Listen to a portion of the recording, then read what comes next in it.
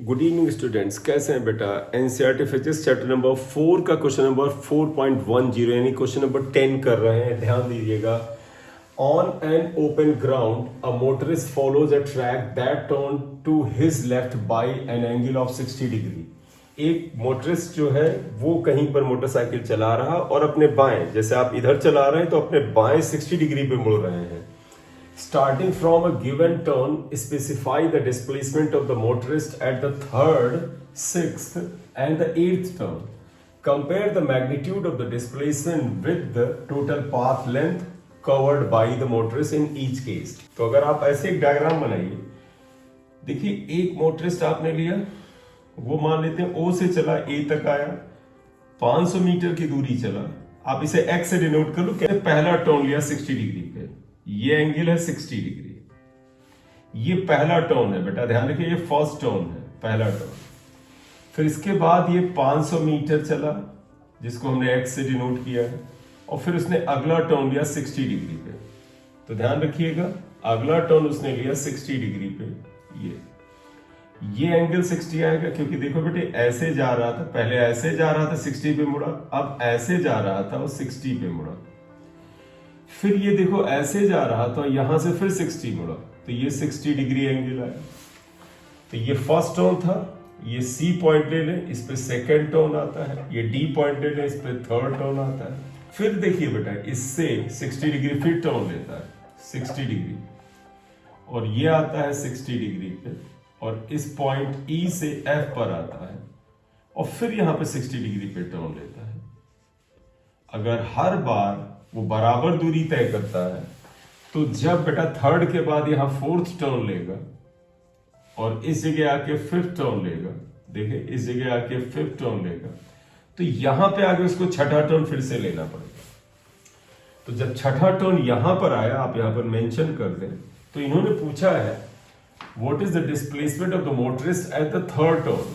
तो पहला टर्न तो देखिए एक बेटा यहां आया, दूसरा यहां आया, तीसरा यहां, यानी यहां पर जब वो पहुंचा तीसरे टर्न पर, तो आपको डिस्प्लेसमेंट बताना है। डिस्प्लेसमेंट तो ऐसे मिलेगा बेटा, डिस्प्लेसमेंट कैसे मिलता है, इनिशियल पोजीशन से फाइनल पोजीशन को स्ट्रेट लाइन में ड्रॉ कर दे या ज्वाइन कर दे, तो आपको डिस्प्लेसमेंट मिल जाएगा।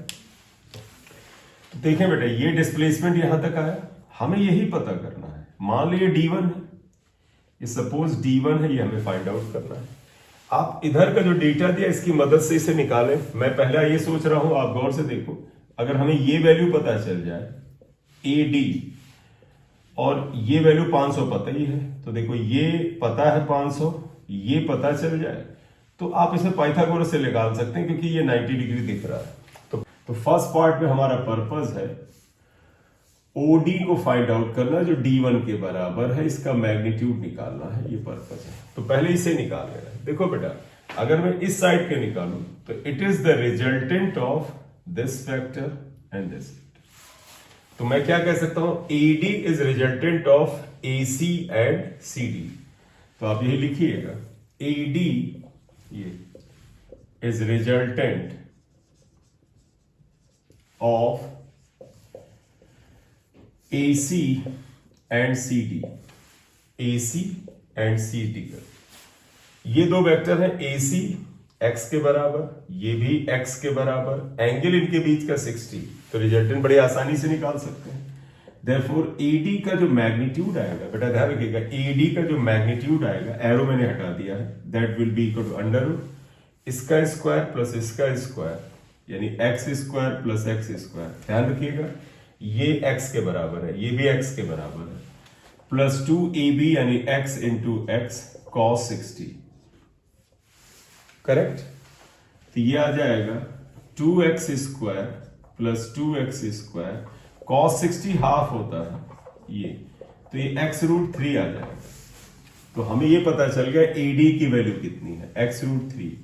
तो बेटे देखिएगा, ये आ गया AD x रूट 3, ये x के बराबर है, तो अब आप इसे निकाल सकते हैं। देयरफॉर मैग्नीट्यूड, बेटा D1 का मैग्नीट्यूड, आप इस ट्रायंगल में पाइथागोरस सीधे लगा दें, ये x के बराबर, ये x बराबर, तो ये हो जाएगा अंडर रूट OA स्क्वायर यानी इसका square plus AD square, that is equal to x square plus that will be equal to 4x²। इसका मतलब 2x आ जाएगा। 2x कितने का बराबर 500, तो इसका मतलब 2 इंटू 500 इक्वल टू 1000 मीटर आएगा, जिसे आप 1 किलोमीटर कह सकते हैं। तो पहला आंसर क्या आया?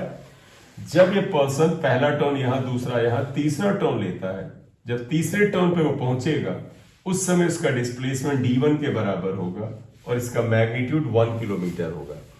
एंगल कितना होगा आप इसे नोट कर ले बेटा, स्क्रीनशॉट ले ले।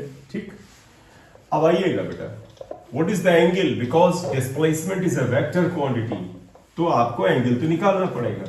तो अब इस पे अगर देखें तो क्या आएगा? ये angle theta in triangle OAD, tan theta कितना आएगा?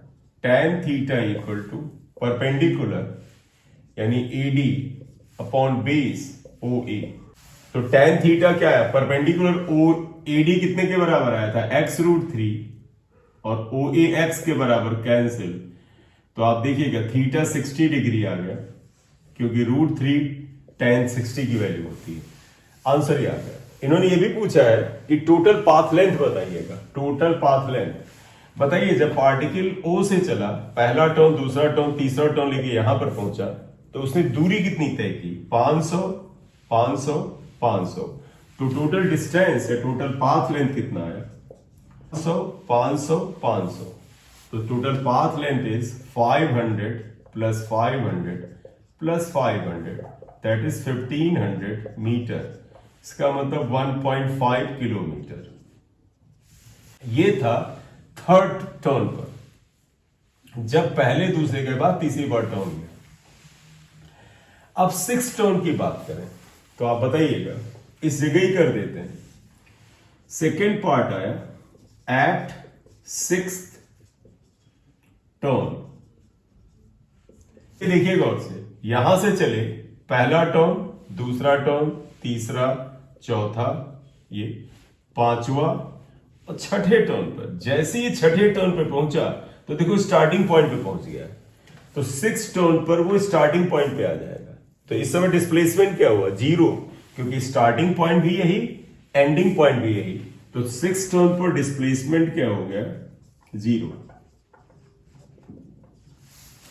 पाथ लेंथ आप खुद देखें, एक ये x रखना हो तो x से ले लीजिए, x 2x 3x 4x 5x 6x। तो पाथ लेंथ आ गया 6x, यानी 3000 मीटर। इसका मतलब 3 किलोमीटर। तो पाथ लेंथ 3 किलोमीटर आ गया। आस पार्ट पे देखिए क्या पूछा है। 6 के बाद इन्होंने पूछा है 8th टर्न पर। 8th टर्न कब है बेटा? देखो पहला, दूसरा, तीसरा, चौथा, पांचवा, छठा टर्न यहां लिया, फिर आगे चलता रहेगा, फिर ये गया तो यहां पर इसका 7वां टर्न आया, और फिर ये यहां गया, यहां पर इसका 8वां टर्न आया, यानी 8th टर्न पर वो सी पे पहुंचेगा। अगर ये कहते हैं 8th टर्न पर डिस्प्लेसमेंट बताइए, तो आप बताइए कैसे करोगे? आप इसको ज्वाइन करोगे, ये आएगा, इसे D2 मान लो, ये फाइंड आउट करना है। निकालोगे कैसे? ये वेक्टर x है, ये वेक्टर x है, एंगल 60 है, तो आप निकाल लीजिए।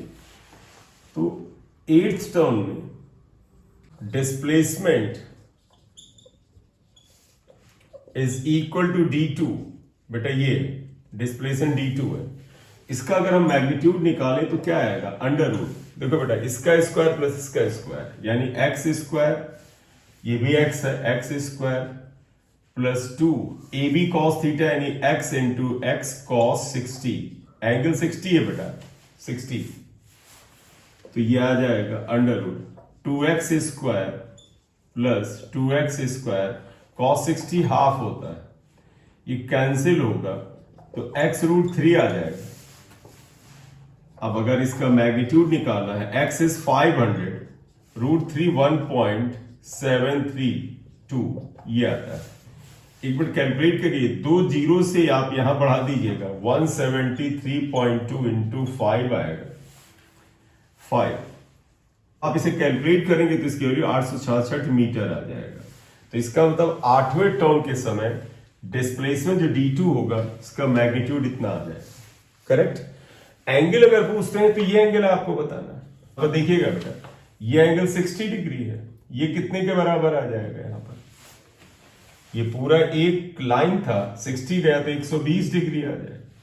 ये 120 डिग्री, और यहां पर देखिएगा ये कितना 30 डिग्री आ जाएगा। ये 30 डिग्री एंगल आ जाएगा। तो एंगल थीटा डैश, अगर आप इसे थीटा डैश मान लें, that is equal to 30 degree. Distance covered कितना आएगा 8वें टर्न पर? तो बेटे ध्यान रखिएगा, 8वां टर्न यहां पे पहुंचा है, चला यहां से, तो पहला x, 2x, 3x, 4x, 5x, 6x, 6 turn पे 6x आया, 7वें टर्न पे 7x, और यहां गया तो 8x। तो यहां पर अगर डिस्टेंस आपसे पूछी जाए, डिस्टेंस बताइए, तो आप लिखोगे 8x। 8x का मतलब 8 इंटू 500, यानी 4000 मीटर, यानी 4 किलोमीटर। तो डिस्टेंस कवर्ड 4 किलोमीटर आ जाएगा।